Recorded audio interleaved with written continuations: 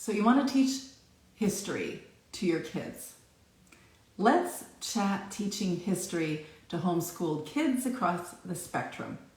Now if you've been listening to me long enough, you know that I have a very self-directed focus. I talk about unschooling. I talk about learning from unschooling greats like John Taylor Gatto, John Holt, Julie Bogart, Judy Arnell, and listen to Robin Robertson over at Honey, I'm Homeschooling the Kids. She is interviewing everybody about unschooling at these days and teaching me a ton of different perspectives.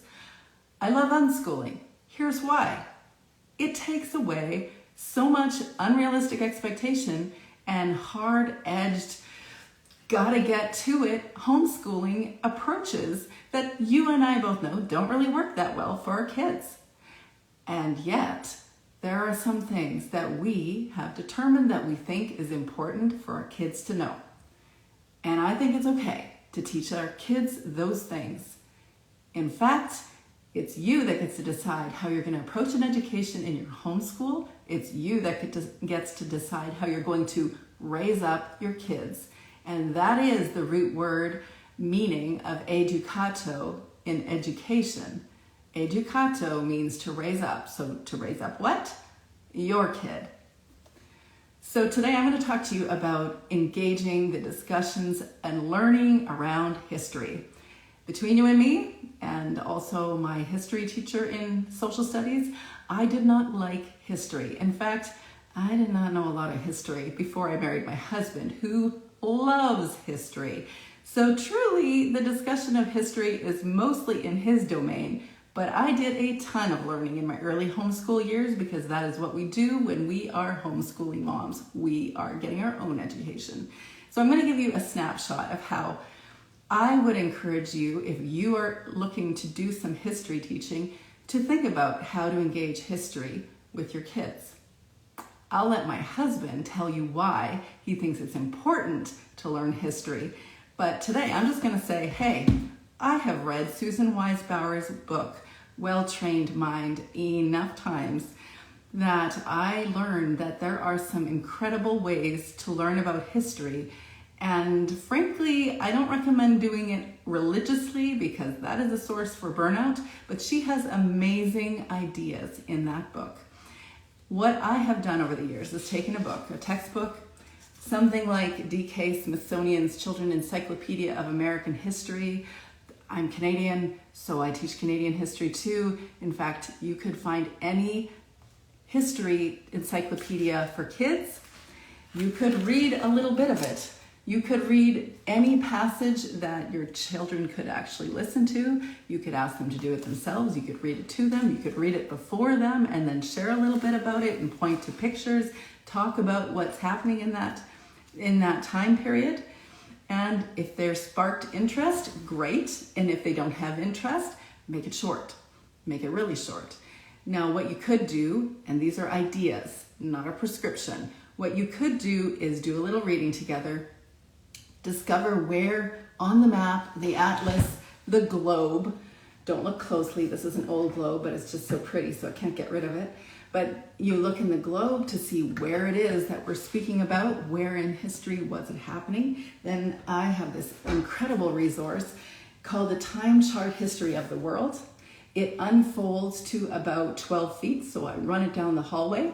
And at the time period that we check, or that we're reading about, we check to see what else is going on in the world at the same time. And frankly, that is incredible education for us as homeschool moms, because who knew that certain things were happening at the exact same time? We just think of them as separate moments in history, which they are, but they're actually happening at the same time. And I find that particularly interesting.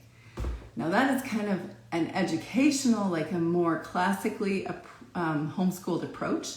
You could actually have them create a diorama, which is pretty heavy, but you could do a diorama if they like doing that sort of thing. Or you could actually, if you're studying ancient Greece, you could dress up in something that was similar to that. If you've got white bed sheets and you can make great wreaths, you could do that. You could serve a meal based on that ancient Greek civilization, which you probably still have, like grapes and olive oil and olives and, whatever you could do to round out a sense of what it was actually like to live there. Now, I love this book. I don't know if it's still available. It's called Usborne Book of World History. If I could sell anything, it would be Usborne books. They are amazing. It's like the Tupperware of the homeschool world. You want to get as many Usborne books into your hands as you can, because these are just really easy to engage, and the kids always love them, especially Time Traveler. This will actually take you into a few different eras: the medieval times, the Viking Age, the Roman world, and ancient Egypt. And the kids love to see what a time traveler narrator in the book actually goes to these different parts of the world and discovers what it's actually like to live in those time periods. If you haven't been introduced to the story of the world, I think this is a phenomenal series for really a synopsis, and it's very short, so it's not a detailed thing, but it's not necessarily high school level or college level history, but they're little stories that you can read or you can listen to on audio in your car when you're driving to your extracurriculars, and just listen to snippets of what happened around the world. Really interesting approach. These are some of the things that we've used. I've actually had 2 of 4 kids that really loved history, so they delve deep into all sorts of different areas. And so there could be anything like those diaries of younger girls that are sharing about their experiences of what it was like in a certain historical time period. And one of my kids loved those and ate those up, and I have many of those, whether it's Canadian history, American history. There was one entirely on princesses. These are, though they're not actually lifted directly out of a historical journal, they give you a flavor of what it was like to live back then. And some of my kids loved it, and some of my kids didn't care at all. But all of them love this series.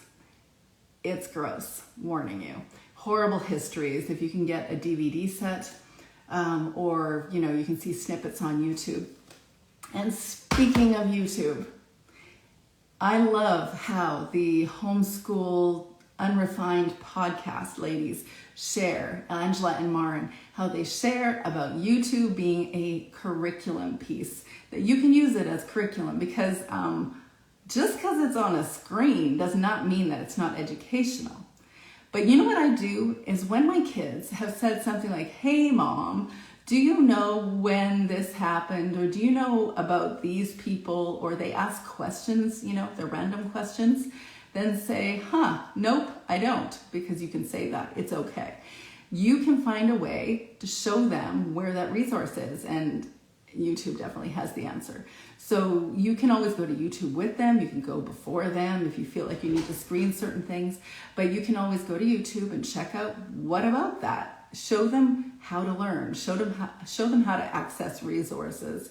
And YouTube is definitely a resource for your history experience. There's also Discovery Channel, of course, Knowledge Network. Have you met Curiosity Stream?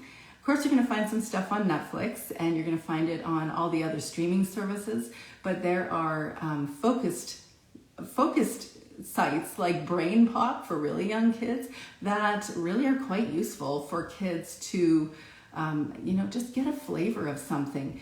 And then you can dig deeper, or as someone said, go down that rabbit hole.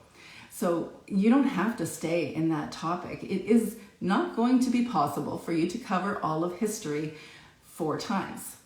Now scratch that. There are some curriculums that will actually declare that they will go through it 4 times over, and they will discover every aspect of human history.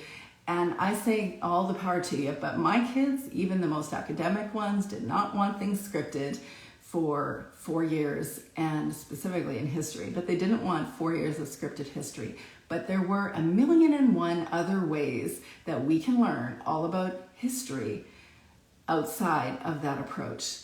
And so dig deep, go into the things that they love.